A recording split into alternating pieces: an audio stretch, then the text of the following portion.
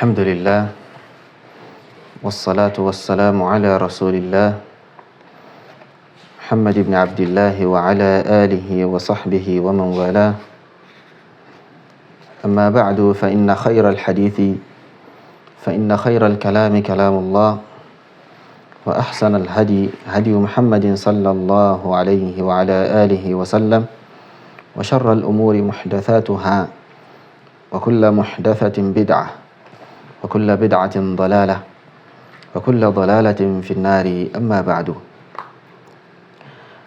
إليني الشرح تبي التعليق لوري رسالة الأدلة الشرعية الدامغة لتحريم الخروج على الحكام الظالمين من المسلمين هواري إليتي أداجو تي أمان سنلين àwọn èyí tí ó ṣe tako nínú ṣẹ̀ríà ní tí ó ń ṣe ní èèwọ̀ ìmá jáde sí àwọn olórí láwọn olórí mùsùlùmí tó bá jẹ́ alábòsí àsọ̀rọ̀ nípa olórí tí rẹ̀ lẹ́ni kò wá tírìtì olórí tó jẹ́ onídédé so torí pé lẹ́yìn ni mahallu ittifaq iná ni láàrin àwọn ahlu sunnati wal jama'a àti àwọn tí wọ́n yàtọ̀ sí wọn náà Mu'tazila àti àwọn Khawarij so tí àwọn ìjọ yìí sọ sọ pé al-khuruj ala al-hukam wọ́n gba al-hukamu al-muslimuna al-udul wọ́n gbà wọ́n lérò àwọn tó bá jẹ́ ń dédé náà olórí wọ́n gbà wọ́n lérò àwọn tó wọ́n gbà lérò òun làwọn olórí tí wọ́n jẹ́ kíni tí pé wọ́n ń ṣe àbòsí àbòsí tí wọ́n ń ṣe náà ní pé kíni wọ́n fún wọn oúnjẹ wọn kò sí kíní kan àti bẹ́ẹ̀ bẹ́ẹ̀ lọ so sharia al-islam ó wá láti wá ṣe nǹkan yìí léèwọ̀ pẹ̀lú àwọn ẹ̀rí eléyìí tí ó pọ̀ lọ́pọ̀lọpọ̀ láti inú sunnah nabi sallallahu alayhi wa sallam wákan láti inú al-Qur'an al-Karim so tíra yìí wá ní tíra kan tẹ́ pé ó wá kó sínú àwọn ẹ̀rí àwọn hadith annabi sallallahu alayhi wa ala alihi wa sallam so tí ó pọ̀ tó bí 70 kìníkà naam ok 70 ní gbogbo àwọn hadith náà so ní tó ń ṣe ìmá ṣe protest ìmá jáde olórí so pẹ̀lú orúkọ tí wọ́n bá pè yálà protest ni wọ́n pè ní yálà peaceful protest ni yálà kò peaceful ni so yálà àdáṣẹ́lẹ̀ ni ànílọ́bíṣẹ́mà àníṣẹ́kíní so àwọn hadithu yìí ó ń ṣe nǹkan yìí ó ń ṣe ní èwà so pẹ̀lú eléyìí nígbà táwọn bá ń rí àwọn hadithu yìí láàfírí pé in tí àwọn èèyàn táwọn ẹlòmíì tí wọ́n sọ pé àwọn madakhila àbí manhaj àwọn madakhila àwọn jamiya àwọn ghulatu ta'a so a rí pé àwọn kan yìí nǹkan àwọn ẹni yìí súnà nabi sallallahu alaihi wasallam náà wọ́n bá lórúkọ jẹ́ náà wọ́n sọ lórúkọ kórúkọ so bí àwọn oníbátil àwọn oníbàjẹ́ bọ́n dẹ̀ ṣe rí nìyẹn tipẹ́tipẹ́ tó bá ríyàn tí ó di súnà nabi sallallahu alaihi wasallam tó dìmú tó ń gbé lárugẹ wọ́n máa ṣe kíni wọ́n máa sọ lórúkọ kórúkọ láti fi máa lé àwọn èèyàn sá kúrò níbi súnà yẹn láti fi máa lé àwọn èèyàn sá kúrò níbi súnnà yẹn so that àwọn èèyàn nígbà àwọn èèyàn nífẹ̀ẹ́ rẹ̀ so nǹkan yìí ni kìí ṣe nǹkan tí ó ṣe bẹ̀rẹ̀ nǹkan tó ti pẹ́ iná ni Allahul musta'an so ẹni tí ó ṣe tírà yìí náà ni Abu Malik Ahmad ibn Shukri Mahmud al-Maghribi hafidhahullahu ta'ala so inshallah ta'ala a bẹ̀rẹ̀ sinimá ka tírà náà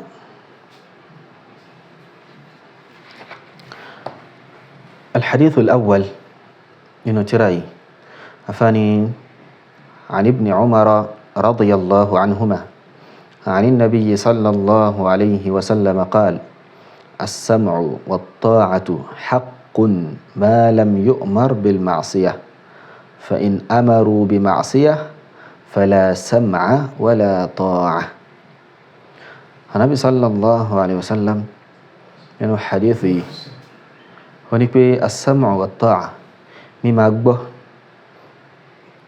gbọ́ sí àwọn olórí, mímáa gbọ́ sí wọn lẹ́nu pẹ̀lú mímáa dáhùn lóhùn ọ̀rọ̀ wọn tí wọ́n bá ń sọ, ká máa dá wọn lóhùn. Haqqun, òdodo iná ni o. Ìwọ̀ àwọn olórí lórí wa iná ni o. Ma lam yu'mar bil ma'siyah, lópin ìgbà táwọn olórí ò bá ti pa á láṣẹ pẹ̀lú ẹ̀ṣẹ̀. Fa idha umira bi ma'siyah, so tí wọ́n bá ti wá ń pa á láṣẹ pẹ̀lú ẹ̀ṣẹ̀ pé ká máa ṣe Allah subhanahu wa ta'ala, fala sam'a wala ta'a. Àní ṣe kíni? Àní tẹ́tí sí wọn níbẹ̀, a sì ní gbọ́, àní tẹ̀lé wọn lórí nǹkan yẹn. So eléyìí sì ni kò túmọ̀ sí pé ká wá jáde lé wọn lórí, torí pé àwọn ta'ifa nínú àwọn as-sururiyya, àwọn al-khawarij, so fala sam'a wala ta'a. In táwọn tú sí ni pé kíni? A lè jáde sí wọn lórí. Kí ló ṣe ń tán Nabi sallallahu alayhi wa sallam tó gbà lérò náà lé. Yẹ bí ó ṣe padà wá insha Allah ta'ala nínú àwọn hadith mi. So hadith eléyìí akhrajahu al-Bukhari fi sahihi. So al-Imam al-Bukhari wọ́n gbé jáde nínú sahih wọn nínú kitab al-jihad. Babu as-sam'i wat-ta'ati lil-imami ma lam ya'mur bi ma'siyah. So hadith 2955. So bákan náà al-Imam Muslim rahimahullahu ta'ala nínú sahihu tiwana àwọn gbé jáde nínú kitab al-imara. Babu wujubi ta'ati al-umara'i fi ghayri ma'siyah wa tahrimiha fi al-ma'siyah. So ẹnu ọ̀nà tó ń sọ̀rọ̀ nípa pé ọ̀ranyàn ni ká máa tẹ̀lé àwọn olórí níbi tí ó bá ti ń ṣe ẹ̀ṣẹ̀. So bákan náà haram ni ká máa tẹ̀lé wọn níbi ẹ̀ṣẹ̀ Allah subhanahu wa ta'ala. Afáàní qawluhu as-sam'u, ọ̀rọ̀ Nabi sallallahu alayhi wa sallam tí ó sọ pé as-sam'u yìí. So kí n tó gbàgbé òun ni pé àwọn hadith yìí wọ́n mú ọ̀rọ̀ àwọn olùmọ̀ wá láti fi ṣe kí n láti fi ṣàlàyé rẹ̀, láti fi fọ́ sí wẹ́wẹ́ pé nǹkan yìí n tó gbà lérò náà lé.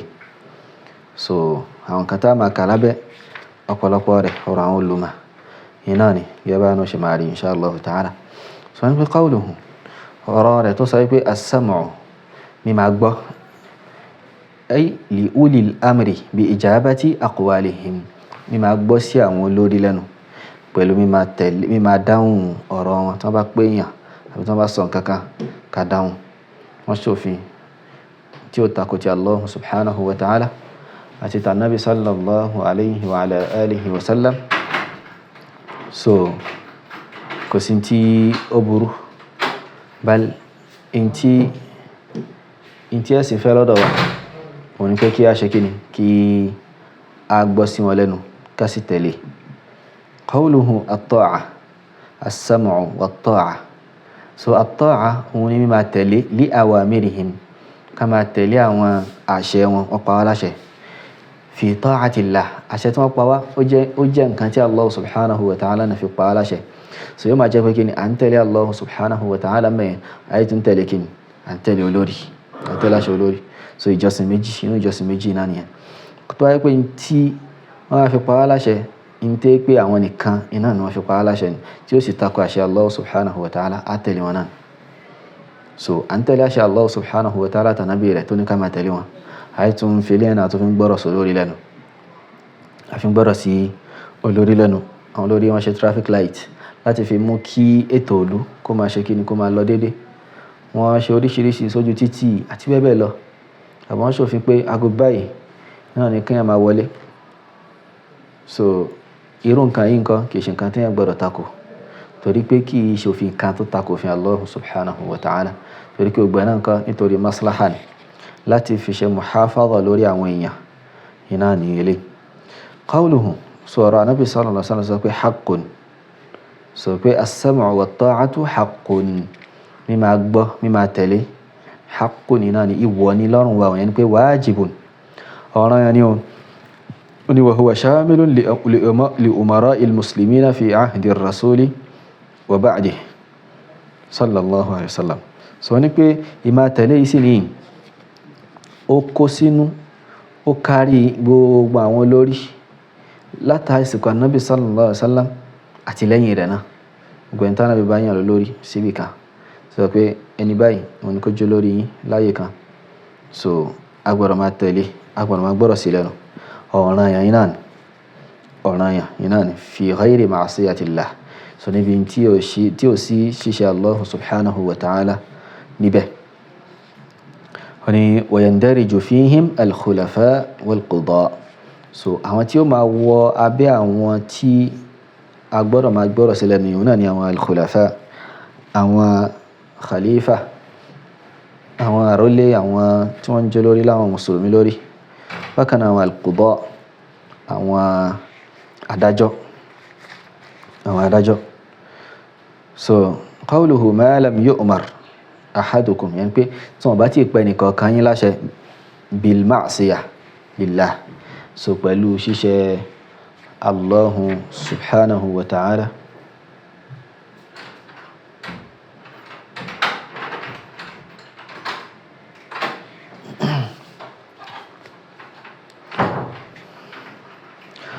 Wọ́n ní pé fa idha umira ahadukum tó bá pẹ́ nìkan kan yín láṣẹ bí ma'siyatin fala sam'a lahum tó bá pẹ́ nìkan kan yín láṣẹ pẹ̀lú ẹ̀ṣẹ̀ so a ní gbọ́ sí wọn lẹ́nu bí eléyàn wala ta'a a sì ní tẹ̀lé wọn bẹ́.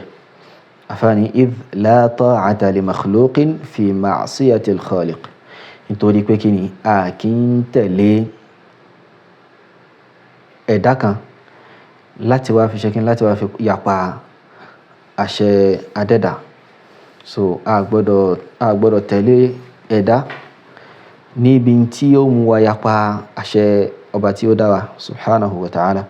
Wa innama at-ta'atu fil ma'ruf so títẹ̀lé níbi tí ó bá jẹ́ dáadáa iná ni a ti máa ń ṣe.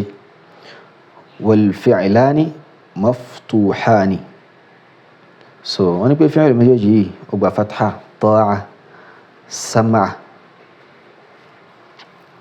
fala sam'a wala ta'a wal muradu so wọ́n ní pé tí wọ́n gbà lérò pẹ̀lú rẹ̀ ni pé nafyu al-haqiqati ar-ra'iyya lal-wujudiyyah wal muradu nafyu al-haqiqati ar-ra'iyya lal-wujudiyyah yani pé kí kò sí inti wọ́n ṣe nafi bí la sam'a wala ta'a láàyè la annafiya iná náà ń pè la annafiya lil jins la sam'a wala ta'a gẹ́gẹ́ bí la ilaha illallah náà la ilaha illallah so anábi ni fala sam'a wala ta'a so ní pé pàápàá rẹ̀ reality sam'u àti ta'a agbọ́dọ̀ ṣe kíni agbọ́dọ̀ gbé fún wọn níbi agbọ́dọ̀ gbé fún wọn ní ibi. سافاني قاله الإمام شهاب الدين أبو العباس القسطلاني في إرشاد الساري أرى الإمام القسطلاني إناني ننو إرشاد الساري شرح صحيح البخاري سلينا حديث لك جافاني الحديث الثاني حديث لك عن أبي هريرة رضي الله عنه قال قال رسول الله صلى الله عليه وعلى آله وسلم عليك السمع والطاعة في عسرك ويسرك ومنشطك ومكرهك وأثرة عليك. النبي صلى الله عليه وسلم ونقول السمع والطاعة أدواره السمع والطاعة so حديثي أخرجه مسلم في صحيحه في كتاب الإمارة so الإمام مسلم وجد أنه صحيح وأنه كتاب الإمارة باب وجوب الطاعة للأمراء في غير معصية وتحريمها في المعصية so حديث 1863 أبي 36 so أفاني قوله عليك السمع والطاعة عليك السمع والطاعة so dọwọ́ rẹ o ìmá gbọ́ so lórí lẹ́nu bákanáà ìmá tẹ̀lé olórí fi usrika nígbà tára bá ní ọ wa yusrik àti gbà tára bá díọ̀ wa manshatika àti gbà tó bá wà active wa makrahika àti gbà tí ó bá wà active táàrí ò jí pépé wa atharatin alayk àti gbà tí ó bá ń rí al-athara tó ń rí ìyànra ẹni jẹ tí wọ́n yàn jẹ in tó jẹ́ ẹ̀tọ́ tí ẹ wọ́n gbé fún àwọn fámílì tí wọ́n Ànábì sallallahu alaihi wasallam sọ pé kí ni alayka as-sam'a wat-ta'a. So afáwa mú àlàyé wa wọ́n ní pé qawluhu ọ̀rọ̀ Ànábì sallallahu alaihi wasallam tó sọ pé alayka as-sam'a wat-ta'a, so pé ìmá gbọ́ ìmá tẹ̀lé ó dọ́wọ́ rẹ̀ bin nasbi ala al-ighra, yẹni pé ó gba nasbu ala al-ighra. So al-ighra nínú lugha arabiyya wọ́n ní at-tanbihu, tanbihu al-mukhatab ala amrin mu'ayyan wa hathuhu alayhi. So kéèyàn máa nàbáhà ẹni tí ń bá sọ̀rọ̀ lórí pé kí ni nǹkan yìí in tí ó ṣe pàtàkì náà ni ó ní láti ṣe nǹkan yìí, ó ní láti ṣe nǹkan yìí. So ìtàn kò ní al-ighra iná nìyẹn, harike alayka as-sam'a wat-ta'a. So nínú istilahu àwọn an-nahwiyyun lọ́dọ̀ àwọn fún nahwu, al-ighra ìtàn pè bẹ́ẹ̀ ni ismun mansubun bi fi'lin mahdhuf, orúkọ kan tó bá nasbu tó rí pé tá bá wò tí wọ́n wò ní sí rí pé kí ni ká tó fún nǹkan yìí nasbu ààrí inna as-sam'a wal basara wal fu'ada, tá rí pé inna inú ká tó máa fún kan nasbu inna as-sam'a wal basara wal fu'ada kullu ulaika kana anhu mas'ula àti bẹ́ẹ̀ bẹ́ẹ̀ lọ. So wọ́n ní pé al-ighra yìí ismu kan tó bá nasbu as-sam'a wat-ta'ata ó gba nasbu, ṣùgbọ́n fi'lu tó fún nasbu fi'lu yẹn mahdhuf yẹn náà wọ́n ti parẹ́. Taqdiruhu, so taqdiru rẹ̀ ní ká sọ pé ilzam, tẹ̀ǹpẹ̀lẹ̀mọ́ as-sam'a wat-ta'a, dúnímọ̀ ìmá gbọ́rọ̀ sólórí lẹ́nu. Ẹni pé Ànábì sallallahu alaihi wasallam ń jẹ́ kó máa yẹ wá pé nǹkan yìí nǹkan tó ṣe pàtàkì náà, nǹkan tá ń bùkátà láti máa ṣe náà, jẹ́ tí ó máa gbọ́rọ̀ sólórí lẹ́nu, tí ó máa tẹ̀ǹpẹ̀lẹ̀mọ́, tí ó sì máa tẹ̀lé, tí ó máa gbọ́rọ̀ sí lẹ́nu, tí ó máa gbọ́rọ̀ sí lẹ́nu. So irú rẹ̀ náà wà nínú al-Qur'an. Allah subhanahu wa ta'ala suratu Shams ó ní pé faqala lahum rasulullahi naqatallahi wa suqyaha, naqatallahi wa suqyaha, ay ihdharu naqatallahi an tamassuha bisu, pé ẹ ṣọ́ra fún kẹ́ fi aburú kan naqatullahi, naqa Salih, ràkúnmí tí Allah subhanahu wa ta'ala tó fún Ànábì Salih, ẹ ṣọ́ra ẹ má fi aburú kankan naqatallahi lásán. So yẹn pé ihdharu naqatallahi an tamassuha bisu, ẹ má fi aburú kankan. Bákan náà hadith Ànábì sallallahu alaihi wasallam náà, Ànábì ní iyyakum wal julusa ala turuqat, ẹ ṣọ́ra fún kẹ́ máa jókòó sójú ọ̀nà. So wal julusa níbí, so fi'lu kan bẹ̀ tó ti parẹ́ yẹn pé ihdharu al julusa ala turuqat. So ìtumọ̀ al-ighra iná ilé wọ́n ní wa yalzamu minhu al-wujub. Naam, tààtí inshallah iná ilé pé kí an-nasbu ala al-ighra yalzamu minhu al-wujub, yẹn pé in tí nǹkan yẹn tọ́ka sí, in tí wọ́n lo al-ighra fún ń tọ́ka sí pé kí ọ̀ràn yẹn ní nǹkan yẹn, ọ̀ràn yẹn ní kíyàn ṣe. wala khilafa fi wujubi ta'ati al-umara'i al-muslimina fi al-jumla. So kò sí àpẹẹnu aka níbi pé kí níbi máa tẹ̀lé àwọn olórí àwọn mùsùlùmí, ìyẹn tá bá ń sọ̀rọ̀ lódindi. So gbogbo àwọn èèyàn náà ni wọ́n sọ pé bẹ́ẹ̀ ni a máa tẹ̀lé olórí ni, ṣùgbọ́n lẹ́tà náà kò sọ pé ṣùgbọ́n olórí tó bá jẹ́ alábòsí à ní tẹ̀lé. Láwọn Khawarij, àwọn Mu'tazila, àwọn sọ pé olórí tó bá jẹ́ alábòsí àwọn ní gbọ́dọ̀ sí lẹ́nu, àwọn ní tẹ̀lé, àwọn ní ṣe kíni. So lè pẹ́lẹ́ kò tọ́. Qawluhu al-manshat wal-makrah masdaran. So al-manshat àti al-makrah ni afáàní masdarun méjèèjì. Wa ya'ni bidhalik, inta Nabi sallallahu alaihi wasallam gbà lórí pé anna ta'ata al-amiri wajibatun ala kulli hal. So ní pé mímá tẹ̀lé olórí ní ọ̀ràn yẹn ní lórí condition tẹ́yìn bá wà, any condition tẹ́yìn bá wà kí ẹ máa tẹ̀lé olórí ọ̀ràn yẹn iná ni eléyìí, kí ẹ máa tẹ̀lé olórí ọ̀ràn yẹn iná ni. So wọ́n ní sawa'un kana al-ma'muru bihi muwafiqan li nashati al-insani wa hawa'u aw mukhalifa.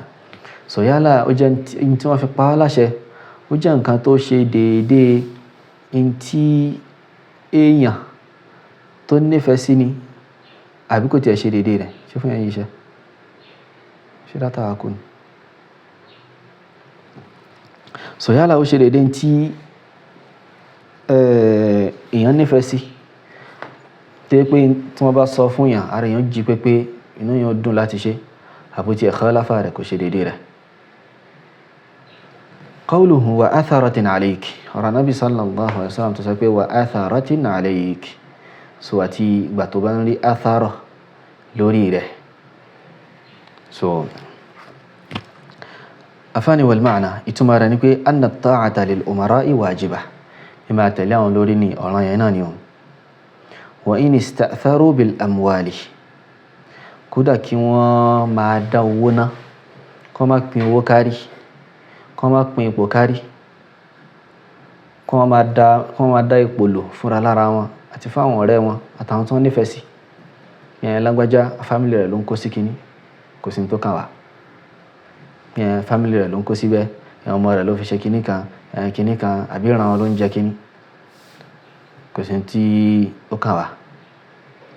So arábìnrin ta bá ń rí athara tí wọ́n bá ń yàn wá jẹ tí wọ́n ń fi àwọn nǹkan kan tí wọ́n ń jẹ́ kó yẹ pé àwọn nìkan làwọn ní owó ni gbogbo àwọn dúkìá ni àwọn nìkan ni wọ́n ń kó jẹ wọn ò pín kárí. Ànábì sallallahu alaihi wasallam sọ pé ká sì máa tẹ̀lé wọn lórí rẹ̀ náà. wa in ista'tharu bil amwali duna an-nas so káwọn nìkan máa kó dá sápò wọn kọ́ máa fáwọn èèyàn bal wa ala ashaddi min dhalik so kódà a tún máa tẹ̀lé wọn gan tó bá tún ṣe tó tún le ju eléyìí lọ tó bá tún ṣe tí ó le ju eléyìí lọ. wọ́n ní li annahu sallallahu alayhi wa sallam qala li Hudhayfa torí pé Ànábì sallallahu alayhi wa sallam ó sọ fún Hudhayfa wípé fasma' wa ati' máa tẹ́tí sí wọn kó sì máa tẹ̀lé wọn. wa in duriba dhahruk kódà kí wọ́n lù ọ́. a rí pé lásìkò yìí ni olórí ò tí ì lọ ẹni kankan ọ̀pọ̀lọpọ̀ àwọn èèyàn bàṣán olórí kò tí ì dọ́dọ̀ wọn rárá. So owó lásán iná ni ẹlòmíín ké sí kò sówó ń lù kò sówó ń ta kò sí kinní kan àwọn nìkan ni wọ́n ń ṣe kinní kan. Ànábì ní ká ṣe sùúrù ká sì máa kí n ká máa tẹ̀lé wọn gẹ́gẹ́ bí ó ṣe padà wá nínú àwọn hadith mi. Ànábì tó wá sọ lórí pé wa in duriba dhahruk kódà kí wọ́n fún wọn ní ẹgbàá lẹ́yìn rẹ̀ wa ukhidha maluk kí wọ́n tún gba dúkìá rẹ̀ náà fasma' wa ati' gẹ́gẹ́ bí ó ṣe wá nínú hadith ẹlẹ́kẹfà nínú tírà yìí hadithu Hudhayfa radiyallahu anhu. So eléyìí ọ̀rọ̀